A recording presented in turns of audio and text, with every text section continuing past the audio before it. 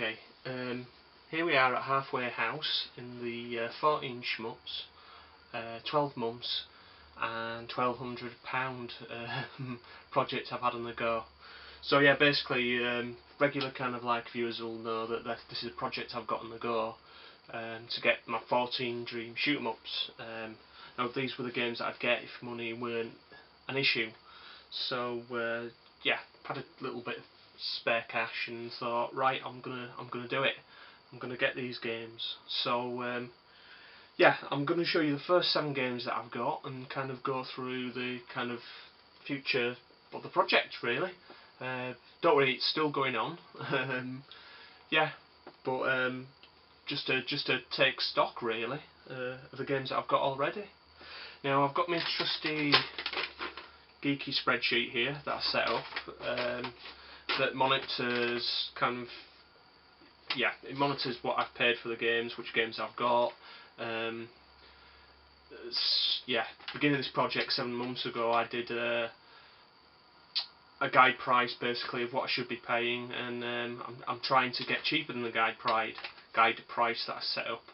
So so basically, when I reach the 12-month deadline, hopefully I've got all the games for under £1,200, and if I've got all the games for under £1,200, then it's time to start thinking about a bonus buy or two.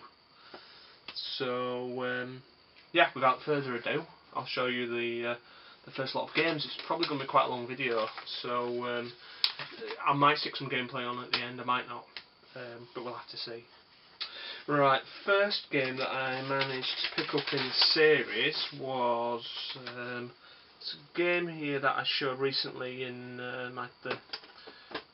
360 shmup slideshow that I put together, and it's there we go, Deathsmiles 2 limited edition. Now this was one I didn't pick up on release, just because I was a bit kind of strapped for cash when it came out. So as soon as I had the money, I basically got this one. Really nice box set. The game's quite good actually as well. I don't think it's a patch on the original, but it's still a quality shoot 'em up, and I mean, you can uncredit this bugger no problem. If you've got, you know, any half decent skills. The range mode on this I find really easy, to be honest. So you can actually say, yeah, I've uncredited a cave game with this, and as per usual, Cave has set the benchmark with a quality box set. So yeah, great one to have in the collection, this one. So how much did I pay for that then? Let's have a look. Right, I budgeted for £71 on this one. That was the cheapest price I could get, including postage and packaging. So I managed to pick this one up for 63. So I made myself quite a bit of a, little bit of a saving there, really. So in comparison to some of the games I'm going to show you later, that is a big that's a big saving. So game number 1. Okay, the second game I managed to pick up was yeah, a Neo Geo shoot 'em up I've been after for absolutely ages, and I really quite fancy the look of it.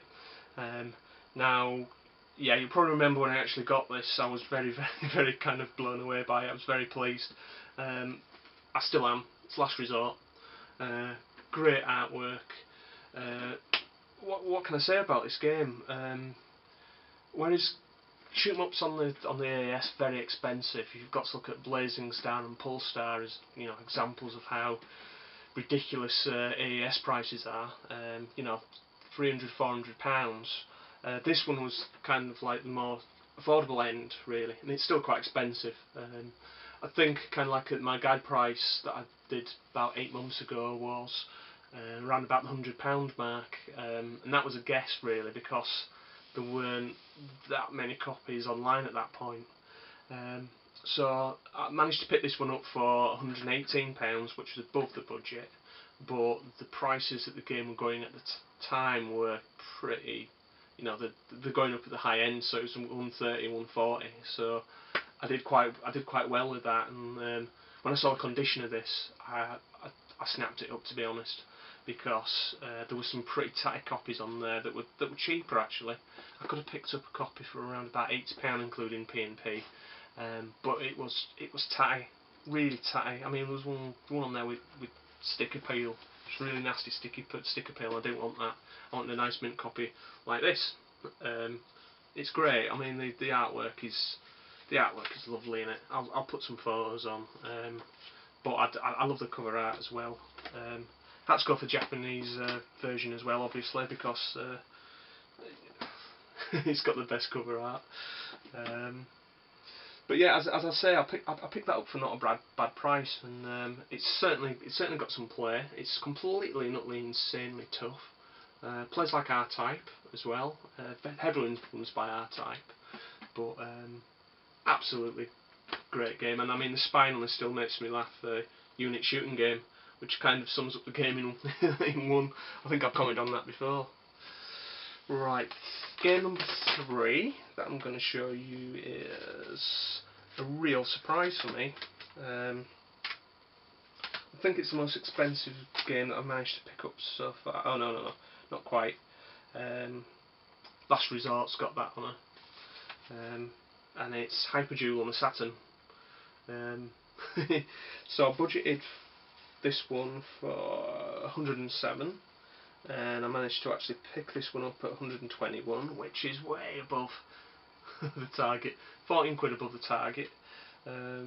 Again, one of those that the prices moved on it, basically, and really expensive.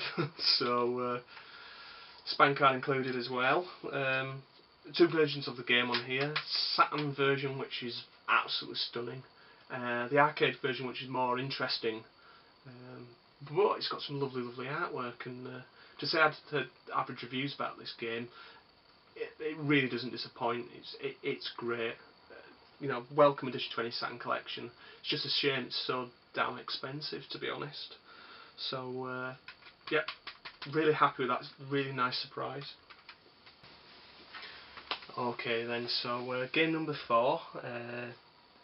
It just keeps ramping up and ramping up, this series. Needs no introduction. Radiant Silvergun. I've criminally underplayed this, to be honest. I've had far too much on my plate with the other shoot-em-ups, and I've just scratched the surface with this. I know there's depth to it, so that's why I'm kind of I keep dipping in it now and again. But amazing animated sequences in between the levels. Complex kind of weapons system, scoring system as well, that works on going after specific colours. Really nice presentation all the way through it, and it's got that treasure magic. Again, not much more I can say about this. No spine card, unfortunately, but what did I do? I budgeted on £100 for this, and I actually picked it up for 90, so that's £10 saving, so I've clawed a little bit of my money back. But just pleased to have this in my collection. This was kind of like the biggie, and I've got the really expensive Saturn shoot-em-ups on my console now, so it's only cheap games from now on. Cheaper, but well worth adding to anyone's Saturn collection. Brilliant game. Okay, at this point I was actually a little bit behind the actual price. Well, I'll say a little bit, probably £20–30 behind.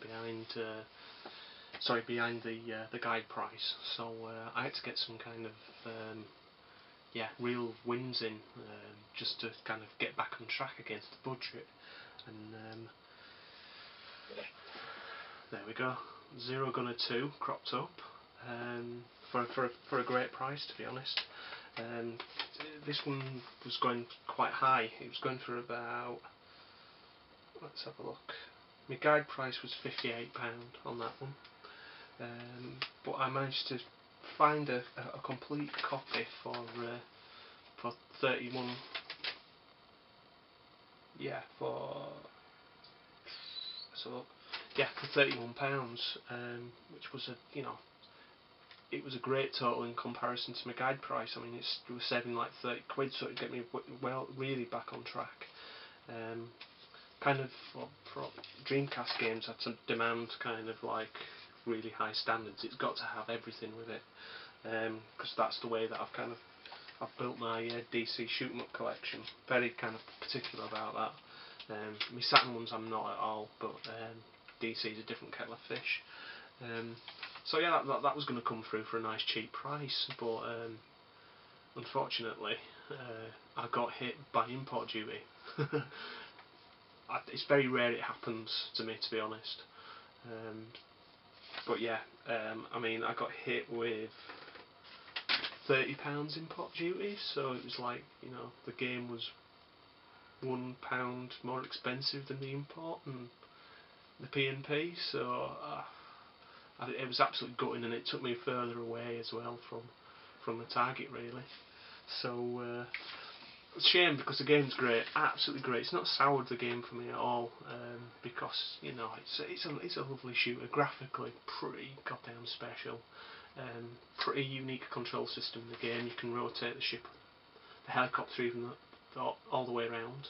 It's helicopter based as well, which is pretty unusual. So you know, outstanding game to add to the collection. So now, luckily, the next game helped me claw some of that money back, and it's Mushihimesama Futari, limited edition. Beautiful shoot 'em up, has to be said. You know, it looks outstanding. I thought the original was brilliant, and as all over package, the artwork's really nice on it. It's not tough either. It's not as tough as some of the other shoot 'em ups. I mean, you rank up the difficulty, and yeah, it does go as mad as you want it, but it's nowhere near as hard as the original, I don't think. So let me have a look. So my guide price on that was £90, and I managed to pick that up for £67, including P&P. So I saved myself quite a bit there, and that was really kind of helpful towards to the target, really. So really pleased with that purchase. Okay, and the seventh and final game that I added to the collection was another huge game, kind of radiant gun huge, really, for the collection, and it's PS2 version of Ibara, and yeah, again, goes for more than Ibara, goes for more than Silvergun regularly, and it was the last cave conversion that I had to get for my collection, really, so that's why it made the list. What can I say about this game? It's great. It's really good. It's hard. I mean, having played Pink Sweets, it's not as tough as Pink Sweets Ibara, which is the sequel, but it's tough. But I really like the artwork on this game. I like the fact that it's old school as well. You know, it really doesn't take any prisoners, and it's kind of gritty, kind of steampunk style as well. And again, I clawed some more money back with this one, because this was right. At one point, this was selling for around about £128 mark, but I managed to pick this up in a pretty bargain deal for £90. So I clawed another lot of money back again from this purchase. And it's the version with the art book as well. So yeah, really pleased with that. It's mint condition. It's beautiful condition. Obviously been well taken care of, and the seller, you know, communication was fantastic with him. Pleasure to deal with, basically. And I've played that a lot. I really have. So yeah, another welcome addition. So I'm halfway through now. Halfway through, done well 7 games, 7 months. I'm going to have to ramp it up now for the next 5 months of this. There's going to have to be a couple of months where I'm going to have to show 2 games on and pick up 2 games, and some pretty goddamn expensive ones to pick up. So, you know, I will get there. I've already got another 2 games.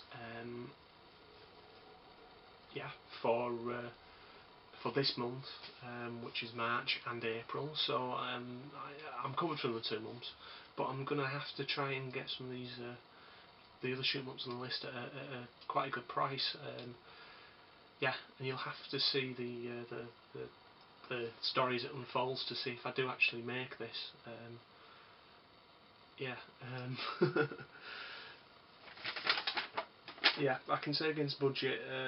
Probably at this point, I was back to even keel. So you'll have to stay with this to see if I do start getting some money back against me guide price, really. So just thought I'd share that kind of catch up with you, and yeah, I look forward to showing you more of these games that I pick up in this series. So thank you all for watching, and I'll see you all later. Goodbye.